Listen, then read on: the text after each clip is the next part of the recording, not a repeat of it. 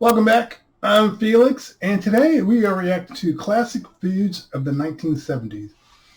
Just to just tell you how old I am, I was born in 76. I'll be 49 this year. So yeah, I look back and I actually been doing this for 3 years. I didn't realize that, but consistently I would say 2 years. So I waited until I was late 47. Now, I don't know why it took so long to start doing this stuff. I think I was just scared. Now I'm at an age where I think I've gotten to the old man. I just don't care anymore. But I want to see what snacks I recognize, if any, because I was born in 76. I didn't grow up in 76, so there's a big difference. It's like when I hear people say, well, I was born in the 90s. Doesn't mean you grew up in the 90s. There's a big difference. All right. Let's see. Let's see what we got. Oh, don't forget to like and subscribe. I always forget to do that. I'm trying to get better at it. 1970s was a time of change in many ways. It was an era of political turmoil, difficult economic times, and major changes in cars and foods. Packaged snacks became an even more popular. Oh, that's still around, the marshmallow fluff. I don't like it, actually. By itself, I don't like it. But mixed in with stuff, it's kind of, if they put too much, it's too strong. Because that's a lot of sugar right there. Item than ever in the 1970s. I know there was a Nestle's white chocolate bar, but I don't think it was that. Alpine White.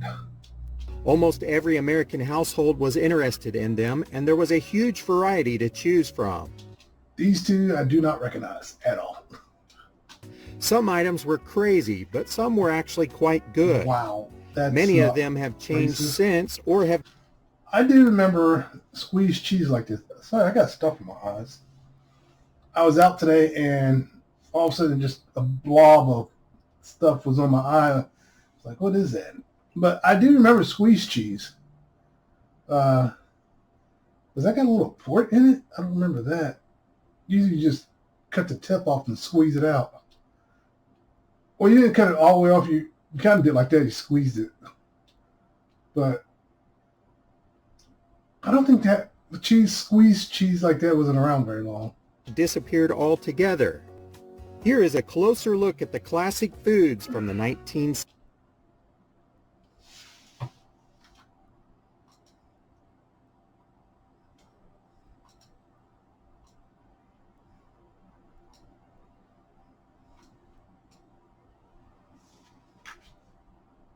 That we all got to enjoy. Brands in the 70s were pretty creative and they tried really hard to get your attention. The banana flip is a good example. Banana flip? I don't remember being called that. Of course, it may not have been around by the time I was born. And that dust candy, that's still around actually, stuff like that. Example of that. They were made by a few snack cake brands like Nichols and Mickey's. This was essentially a yellow banana cake that was folded in a half moon and stuffed with cream filling. It really looked like a cake taco. There's still stuff like that around, actually. I don't see it as much, but I think that's still around. You may have had a favorite snack in the 70s, and there's a good chance that it might have been made by Nabisco. Were you a fan of cheese tidbits? These delicious snacks were in a stick form, making them a bit different. I vaguely remember that. I actually remember that. I think those were around in the 80s for a bit. Nabisco got bought out in, I knew this, I want to say 85, by R.J. Reynolds, and then the parent company of Kraft, what's the parent? Was it General Mills? And Campbell's. Whoever the parent company of Kraft cheese took it over, and everything got switched over to the brand Kraft. But yeah, I vaguely remember that. From the competition. They were sold for quite a while, but they can't be found anywhere now. I guess we'll just have to stick with Goldfish and Cheez-Its. There's something around now that looks like that. I don't know the name of the brand. Shopping for kitchen and laundry appliances has never been easier. Dawn's Appliances has the Tri-State's largest in-stock. If you were worried about consuming calories when you snack, then perhaps you try. These look like chew sticks. Oh, look, the dog chew sticks. It looks like Slim Jims. Are these supposed to be like protein bars? Oh, were these the first? Well, maybe not the first, but were these supposed to be like protein bars? Protein snacks? At only 44 calories per stick, they were really as light as gravity in space. They were made by Pillsbury and trademarked in 1970. This space snack was supposed to be a nutritionally balanced stick of protein, fat, and carbohydrates. They came in 6 flavors such as chocolate, peanut butter, and caramel. They disappeared from the shelves in the 1980s. Looking at the box design today, it reminds me of something you would see on a box of dog snacks. In the 70s, there was a serious war going on between cereals. Baron von Redberry was a cereal. I've heard of this one, but I've personally never seen it. The one before this, I've never seen either. So, I don't know. I've probably heard of this looking at other old videos of stuff from the past. Created by General Mills around 1972 that featured a World War I era German pilot. It was presumably modeled after the real Red Baron, Manfred von Richthofen. The cereal itself consisted of berry-flavored oat cereal with sweet berry marshmallows, and it tasted strongly of fruit punch. Oh, wait a minute. Go back. I had a toy like that. Sorry, saw that submarine thing. And then the airplane on there, it's just like it's not even real wood. Can't think what kind of wood it is. But me and my kids just put one together, actually. We got it from Michael's, and we were playing with it. But what's the patches? I don't know what those patches are. But, yeah, that toy is still around, the playing thing. Baron von Redberry was the nemesis of Sir Grapefellow, which was the mascot of another General Mills cereal brand. In their rivalry over which one was better, Redberry would proclaim, "Baron von Redberry is der berry goodest," and Grapefellow would counter with, "Sir Grapefellow is the grapest." Considering how they use grape these days, can't use that slogan today. Another interesting cereal from the 70s is Crazy I don't know Cow. this one. It was first introduced by General Mills in... What was it, Rocket Pop? I vaguely remember something about Rocket Pop. Or Pop Rocket. Like, did you blow on it? Or was it, there was something like, you kind of just went like that, like you slam it down on your hand. I wonder if that's what that was. 70s is Crazy Cow. It was first introduced by General Mills in 1976 and came in chocolate or strawberry. Yeah, it came out when I was They born. basically took the Kix cereal balls and covered them in chocolate or strawberry powder so you would have this delicious milk to drink afterwards. Like any other cereal of the time, they... Oh, did this come out before Cocoa Puffs? I wonder if this... That's what Cocoa Puffs are, basically. included different enticements to try to make kids beg their moms for this cereal box. One promotional item was the Star Wars... No, there's Cocoa Puffs right there. So why'd they name that cereal? And the Star Wars cards, I used to have some of those. I think I still got one or two. trading cards. These were highly collectible because they offered different cards than what was sold. Sorry, I was looking at the cereal to see which ones are still around. Out of all these, Cocoa Puffs, Trix, and Lucky Charms are the only 3 still around. The rest are gone. In the packs. Aspen was a clear apple-flavored soda that was sold across the United States by the Pepsi Company. It was first introduced in 1978, but Never heard of it. went off the market in 1982. In Was it around 1984, long? PepsiCo came out with a replacement apple soda under its Slice line. Yeah, there was Slice, and then they went to Slice. What was the one for Starry's? I can't remember the name before Starry now. But yeah, it was Slice and that other name. They keep changing the name. It's like, pick a name and stick with it. Long before we had Google, there were Never heard of Googles. these. These were made by Dolly Madison in the 70s, and they were a type of snack cake. Dolly Madison. I don't remember. The only Madison I know is that dating site for people who were married. Otherwise, Dolly Madison Cakes. I don't remember that brand at all. They also made Cuckoos and Razzies. Part of their brilliant marketing plan included having peanut characters on their packaging, as if a kid needed any more help enticing him to have a snack or two of sweets. Cuckoos were essentially ding-dongs, and Razzies were a yellow cake version of Cuckoos. Googles are a little bit more difficult to describe. I never had one nor saw one in the store. I did try to Google Googles, but I didn't see too much on them. Nearest I could tell, they were yellow cakes with white frosting and possibly cinnamon on top. If you ever had one, let us know in the comments what you thought about them. They almost seem like the elusive Bigfoot or the Loch Ness Monster. Another product with a crazy name was Kugel. This was a... Wait, what is this? Peanut spread, banana, chocolate, cinnamon. Never heard of this. Never seen these combinations. Well, let me rephrase that. I've never seen this combination in jars before. There might be some out there right now, this combination. But I've never seen it. Peanut butter spread, banana flavored, chocolate flavored, and cinnamon. So that still got the peanut butter flavor with that. Some of those seem like they wouldn't work. I don't know about, I'm not a big banana fan. Peanut spread marketed by Kraft and released in 1971. It was available in several flavors like chocolate, vanilla, banana, and cinnamon. The product was meant to be placed on sandwiches, crackers, or anything else that you would put peanut butter on. The best part about it is that it wouldn't make your mouth stick together. Pizza Spins may be a product you remember in... That looks familiar. I remember in a bag. I wonder if these are them. I feel like these might still be around. I mean, there's still pizza flavored stuff and snacks out. Those look very familiar.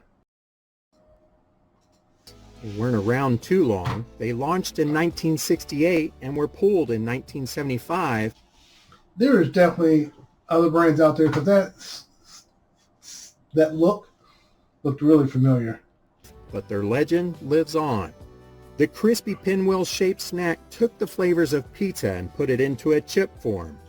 What's better than a chip flavored with cheese, tomatoes, and other spices? It's interesting to see the box, though. The pizza has no cheese on it. Can it really be called a pizza with no cheese? I had a friend who was allergic to cheese and allergic to dairy, and his family, whenever they got pizza, would pull the cheese off. But there are other snacks out that use that shape. Maybe that's what I'm thinking of. Remember Toastettes? Long before Pop-Tarts took over the world, there was actually a variety of toaster treats to choose from. Toastettes originally came out in 1967 from Nabisco, but were readily available in the 70s. Some people... This seems familiar. I'm not a Pop-Tart fan, never have been. I always ate the other stuff, like Pillsbury had one, and this looks familiar. I wonder if I had this. People preferred them over Pop-Tarts.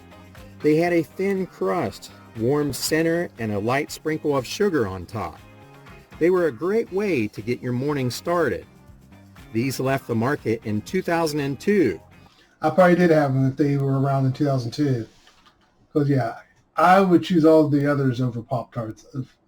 I don't know how Pop-Tarts managed to survive. To me, they're horrible, but they're still around. Donka toaster pastries came out in the late 60s but remained somewhat popular throughout the 70s. They had stiff competition with other toaster breakfast items, but they were supposed to be better. They seemed to be marketed towards the middle-aged person who wanted more of an actual Danish pastry with buttery, flaky pie crust. These are certainly one snack that you can't see anymore. That sounds like something I would have liked. I like Danish pastries. I think I would have liked this. Blueberry. I wonder what other flavors I had. I'm going to have to get online and see if there's any toaster pastry stuff to try. Because I want something other than Pop-Tarts. My kids like... Pop-Tarts to me were geared more towards kids than adults. In 1976, Danish rings hit the market, and they were actually a replacement for the Danish go-rounds, which broke too easily. These new and improved Danish rings were made by Kellogg's. They were a bit like Pop-Tarts, but were flakier and oval-shaped. Even though they... I'm looking at the ad. That is a standard ad. They just put them by a wall. I mean, who has the toaster on the table while they're eating? I've never done that. And this is not the first time the ads do this. So like they have milk, butter, everything on the table. It's like, it's not real. And what is that sitting on? I'm looking at the plate here like, what is this? That looks so odd. Wait, is that supposed to be a bowl? Is that the bowl? Interesting bowl. sounded great, they never really caught on, and they were discontinued in 1980. Remember the Reggie Bar? Yes. In 1976, while playing in Baltimore, Jackson had said, "If I played in New York, they'd name a candy bar after me." Fast forward to the Yankees' home opener of the 1978 season on April 13th, and that's exactly what happened. The Standard Brands Company responded with a circular bar of peanuts. I don't remember it looking like that. I thought it was more of a candy bar. I don't really remember actually having one, but I remember him having a candy bar named after him. That's dipped in caramel and covered in chocolate. It was a confection which was originally named the Wayne Bun, and it was made in Fort Wayne, Indiana. The Reggie bars were handed out to fans as they walked into Yankee Stadium. That doesn't look familiar. Again, I was a kid, but I do remember there being a Reggie bar. I wonder if there was a different wrapping for it at some point. And hit a home run, and when he returned to the right field the next inning, fans began throwing Reggie bars onto the field in celebration. The bar did not stay in play very long. Its career ended in 1981. Fruit Brute cereal was made by General Mills and was introduced in... What is for General Mills and cartoon characters? I don't get it. They did that a lot back in the 80s, 90s. I guess 70s too, but so many cartoon characters have come and gone. But technically the cereals are still around, the different flavors. They just keep changing the name. In 1974. The cereal was described on the box as a fruit flavor frosted cereal and marshmallow bits.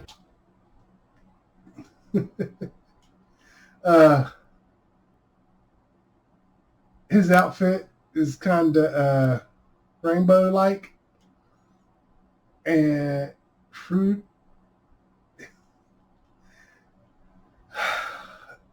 General Mills knew what they were doing. They used to, if a person was gay, they would say they were fruity. I would love to see the ads with this cartoon character. My gut is saying they would have the character being kind of fruity. I'm going to have to look up those ads. See, if I can find an ad, I'll insert it into the video. But yeah, my gut is telling me they went for it. Because back then, there was no such thing as being canceled and stuff. Oh my God. The mascot. It just made me laugh harder thinking about, I think I really am going to have to look up that commercial, see if there's a commercial. For the cereal was a werewolf also named Fruit Brute. This is what I was talking about cartoon characters, because then there was Count Chocula, Blueberry, Frankenmummy. Like, General Mills was heavy into having cartoon characters on their cereal trying to promote it to kids. And you don't need much to promote to kids. Long gone, but apparently Quentin Tarantino must have been a fan. It made cameo appearances in 1992's Reservoir Dogs and also the 1994 film Pulp Fiction. You know, the problem with candy bars is that they just don't last long. Last a good long time. There's a Japanese commercial where, was it Long Man or something like that? It's for a candy bar commercial talking about lasting a long time. And it's like there's a whole thing behind it, like a whole subplot story line with the commercial too. It just made me think of that. This is something that the Mars Candy Company wanted to help out on. They introduced the Marathon Bar in 1973, and it was 8 full inches of braided caramel covered in milk chocolate. The commercials had a cowboy guy proclaiming it was the candy bar that you can't eat quickly. The bright red packaging actually featured a ruler on it, so you would... I vaguely remember this. I don't recall ever having one. To be honest with you, it doesn't look like something I would have had to begin with. Know exactly how long it was. The bar was discontinued in 1981. Did you love tuna as a kid? No, I didn't love tuna as a kid. I didn't like tuna until I got older, and even then I don't go out of my way to get it. I don't know too many kids who like tuna. It's something, I think it's one of those things you should like when you get older because your taste buds change. But as a kid, I couldn't say I can name too many people who like. Well, my daughter liked it, but she was probably in middle school or something around there when she liked tuna, but she got allergic to it. My daughter has allergy issues. But, yeah, I probably didn't start liking tuna until junior high because your taste buds are changing. Or maybe your mom was just trying to always serve it to you? Maybe you just wanted to try something different with your tuna. How about tuna twist? This rocked the world in the 1970s. I don't recall The this. seasoning combined a blend of veggies, herbs, and spices.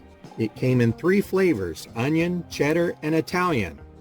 All you had to do was add your can of tuna, mayonnaise, and a pack of tuna twist. The product was marketed as a meal extender, and it could turn 4 sandwiches into 6. I don't remember that term, meal extenders. That probably went away with the 70s.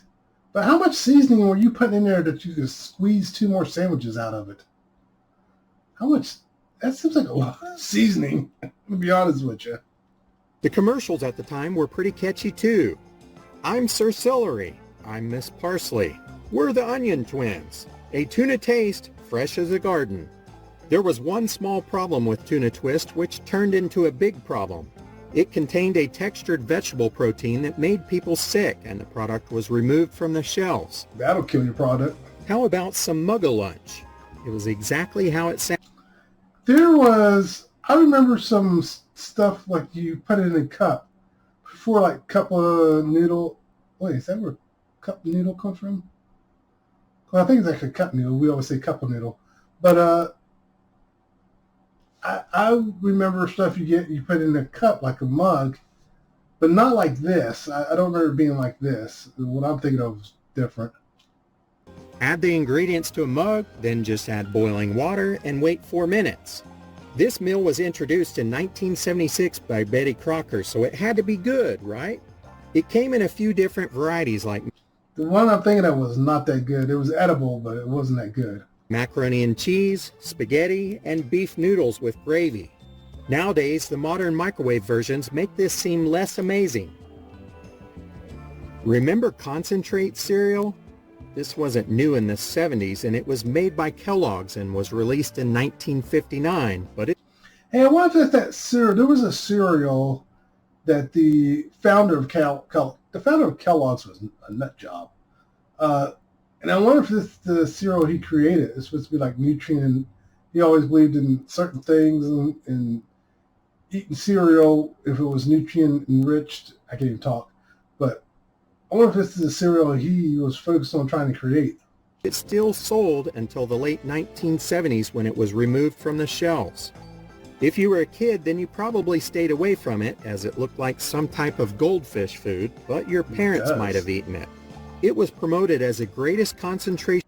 I think this is it. I think this is the cereal that I'm thinking of. Nutrients ever offered in a single all-purpose food. If you were having a dinner party in the 70s, all you really needed as a snack was some crackers and Nabisco's Snack Mate cheese. Cheese Whiz, Easy Cheese, cheese spread. I want to say there was 2 or 3 different versions out at one point. It was introduced in 1966, but it remained really popular throughout the 70s. Everyone always felt like a professional confectionery trying to spray the cheese, and if The lid has not changed at all, it looks like. And yeah, I do remember playing with this as a kid, and you just in your mouth, straight in your mouth, or try to do something on a cracker. And if the cracker had little holes in it, you try to force the cheese through the little holes on the cracker. This is more geared towards, I would say, kids than anyone. It's just something for kids to play with. So play with your play with your food kind of snack. you were really daring, you could just go straight for your mouth. The product can still be found, but they have changed. You know, I was just thinking, there was this squeezed cheese at the beginning, and this. I don't recall anyone ever putting this on their hot dogs. Mainly people just got it for crackers and things like that. But as for being used with anything else, I don't recall it being used with anything else. You could just go straight for your mouth. The product can still be found, but they have changed the name to Easy Cheese. Huge shopping malls were all over the place in the 70s. They were the perfect place to get all your shopping done and also grab a little bite to eat. If you were having a party, then maybe you stopped by the Hickory Farm store for some delicious snacks. Not only could you get cheese, crackers, and a sausage roll, but you could also get one of their chocolate bars.